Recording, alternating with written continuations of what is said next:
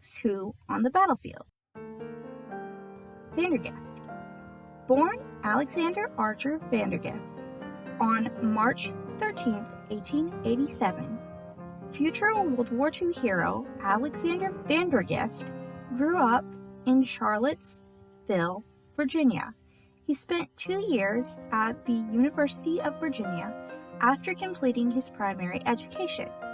Then he joined the Marines. 1909 proved to be a very busy year for Vandegrift. In January, he was commissioned as a second lieutenant. He also wrote a paper for the Corps entitled Aviation, the Cavalry of the Future, and on June 29th, he married for the first time to Mildred Strode. They had one son, Alexander Archer, who joined the Marines like his father and was destined to serve in the Second World War and Korea. Vandegrift's early deployments were to the Caribbean and Central America. He fought at Veracruz in 1914, as well as in Haiti in 1915. Later deployments included Cuba and Nicaragua, where in 1922 he was a part of the capturing forces of Cayo Tipi. It was during this time that he was mentored by Marine General John A. Lejeune and learned the strategy, tactics, and jungle warfare that would serve him well later in his career. Alexander was sent stateside the following year and commanded a battalion of troops at the Marine base in Quantico, Virginia. He relinquished this command in 1926 as a major to become the Assistant Chief of Staff at the Marine base in San Diego. Vandegrift was deployed to China in 1927 during the Chinese Civil War, but returned to the U.S. the following year to take a position in Washington, D.C. He was next sent back to Quantico. Alexander was promoted to a lieutenant colonel in 1934 and returned to China again in 1935 as the commanding officer of a Marine attachment posted to the American Embassy in Beiping.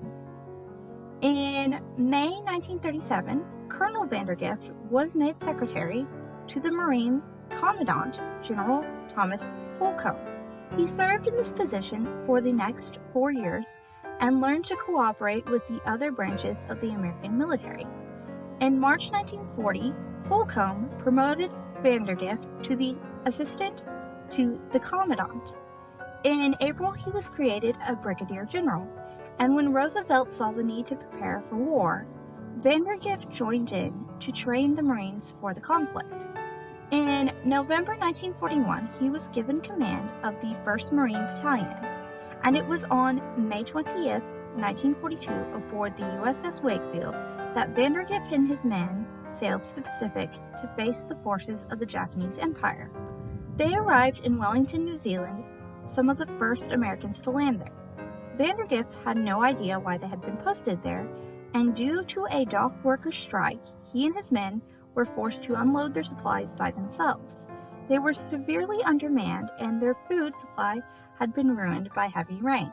After the discovery of a Japanese airfield on Guadalcanal, and 6 weeks after the American victory at Midway, Admiral Ernest J. King notified Admiral Chester Nimitz to prepare for an offensive in the Solomon Islands. It was Vice Admiral Robert Gormley who assigned the leaders of the attack. Codenamed Watchtower, the goal of the offensive, the first of the war, was to take Guadalcanal, the island of Tulgi, and the island of Florida. Having been led to believe that his battalion wouldn't see action until 1943, Vandegrift was shocked when he received the orders to take Guadalcanal. The offensive was still in its planning phase, and Alexander did not want to share command of the invasion with Admiral Richmond Kelly. This was a battle that Vandegrift won, and it was on July 18, 1942, skeptical and having to load his entire army aboard transport ships without the help of the dock workers who were still on strike, that he left for the invasion. D-Day had been set for August 7th, so the 1st Marines stopped over in the Fiji Islands to practice invasion landings between July 28th and the 30th. Vandegrift was not impressed by their performance. He also was not pleased with the unloading phase of Watchtower. Nonetheless, the 1st Marines landed on Guadalcanal and fought fiercely for the island for the next 4 months. Vandegrift proved himself a caring officer and had an unflinching resolve in the face of battle. American President Franklin Delano Roosevelt awarded him a Medal of Honor on February 5, 1943. Guadalcanal was declared secure 3 days later. Vandegrift was sent back overseas and commanded the 1st Marine Amphibious Corps at the dawn of the Bougainville campaign. He returned home late in 1943. He took the position of the 18th Marine Corps Commandant in January 1944 and was appointed a 5-star general the following March. Vandegrift was the 1st Marine to hold that title while still in active service. Vandegrift was relieved of command in early 1948. He formally retired from the military in April 1949 after 40 years among its ranks.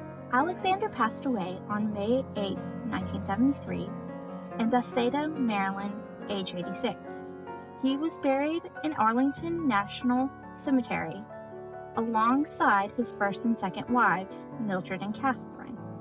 If you enjoyed this video, please don't forget to like, subscribe, and check out other episodes in the series. Thanks so much for watching!